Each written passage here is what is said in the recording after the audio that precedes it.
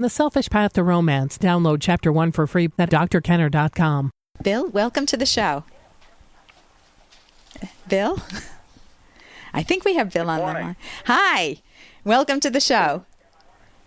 Good morning. Good morning. Can you hear me? Thank you for taking my call, Doctor. Oh, good. What's your question? I'm having a difficulty, and it's a very, very unpleasant situation. It's dealing with a past girlfriend who can't seem to Let go? let go. I guess that would be the kindest way of putting it. Okay. Well, what were your words? I'd rather hear the unkind ones. I don't have any words for it. In fact, I really give it a very little thought, but it's only when it seems to be thrust to me that I occasionally have to deal with. Okay. Give me the current scenario. What's going on with her? I got a phone call dealing with something that this person had heard through a second party that... Okay. If you're vague, I won't be able to follow you. Oh, boy. Well, this person just wants to discuss something about our relationship that happened 6-7 years ago. And I really... I'm not in a mood to really discuss anything of the past. Who's this person? This is your past girlfriend is stalking you or no? I wouldn't say stalking. She just, out of the blue, called me and said that we need to discuss something. We need to discuss something that happened 6 to 7 years ago. Yes, or something that was said recently that might have relevance. Something. She sees me acting differently now than I did back when we were together, and she seems Better or worse? Better. She wishes she doesn't understand why I didn't act then as I do act now. What did you do back then that she's saying was so bad? I wasn't as open with my feelings. Okay. So she's saying, if only now that you're open with your feelings, I want you back. Is that what she's saying? No, she does not think that she wants me back. She just wants to know why I wasn't open with my feelings back then. Okay. And she thinks there's some need to discuss this. And I'm honestly afraid that it could lead to something that's not productive. I mean, it's just discussing something that's going to end up in some kind of an argument. Okay, so you don't see any value in having a discussion with her. And what did you tell her then?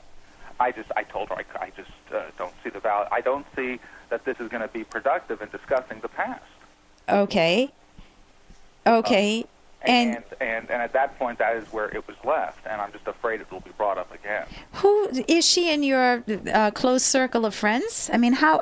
Reasonably close, yes. There's mutual friends and such, so that's why information gets transferred back and forth about things that might have been said between each other. Okay, so you just need to put a stop to that. If friends, it's gossip. That's what it is. Right, but if a friend said, "Listen, I want to tell you," I'll make up a name for her, Judy.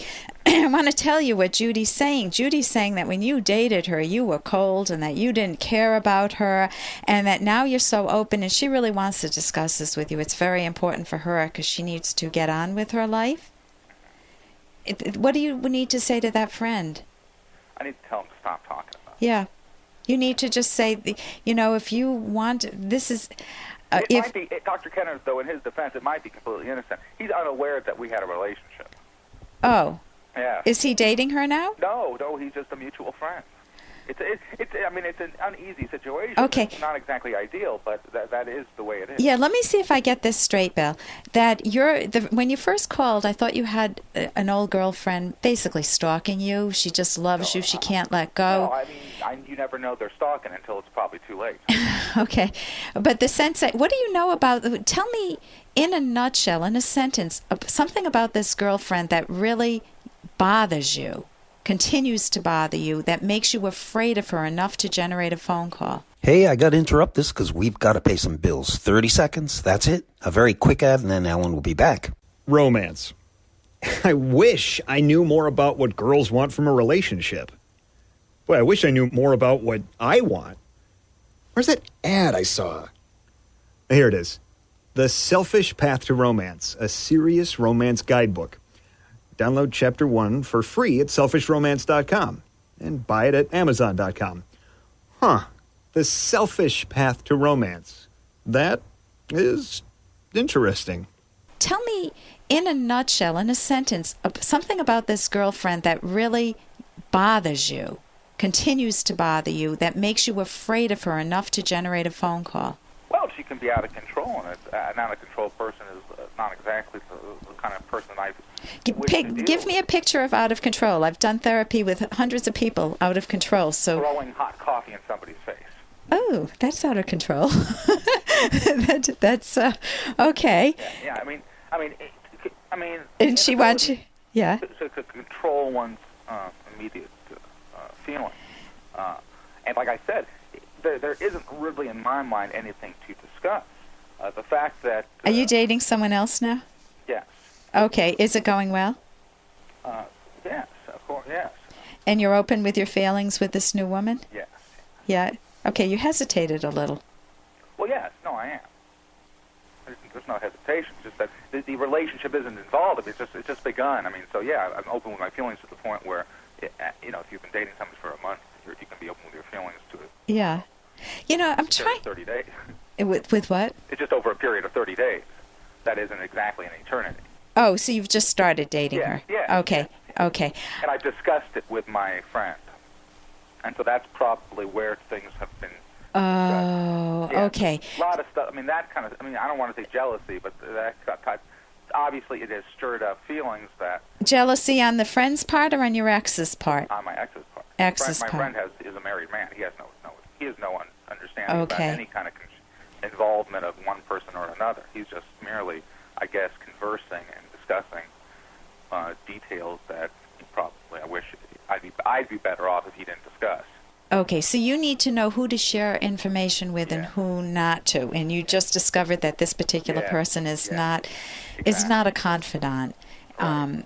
And well, I should probably let him know more about the relationship that I had in the past. I certainly admit and understand. Again, if he's got a connection with her and he talks with her, it might be uncontrollable. It may be that he's attracted to her or he likes this go-between thing. You need to judge his character very carefully before you share any information with him. Mm-hmm. Or you could test it again, as long as it's not with very important information, and see if it gets back to her.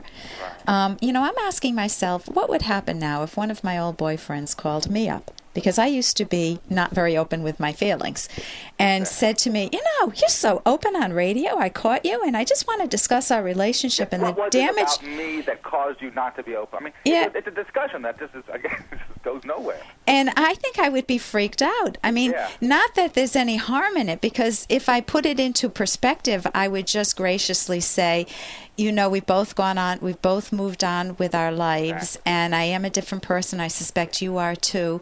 And we now live in different universes, and I want to keep it that way, and I hope you'll respect that. That is you put it into words, obviously, so much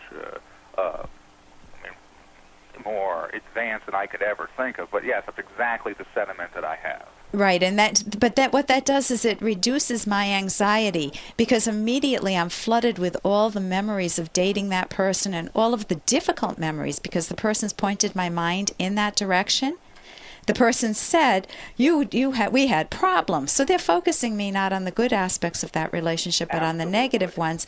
It'll bring me down in my current relationship. I don't want to I choose not to spend my time rehashing that. It's not a benefit to me, even if it's a benefit to them. Assuming I didn't rape them. Now, I'm a woman, so that wouldn't be the case. But if there was real damage done, then you would need to deal with the forgiveness aspect, and you could build amends. No, this was just a typical relationship that there was a beginning, a middle, and it came to an end. I would not make it a big issue in your own mind. Right. And I thank you very much for your call. I'd be interested how your new relationship is going, Bill. Believe me, I certainly would too. Thank you so much, Dr. Kenner. Okay. And here's a little more from Dr. Kenner. I wasn't after you finished medical school and you're on your own, then you can do as you damn well please. But until then, you do as I tell you. Is that clear? Yes, sir, I'm sorry.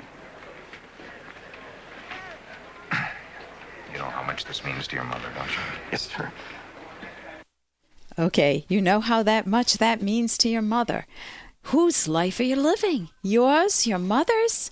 You have to make a decision in life. Do you own your own life?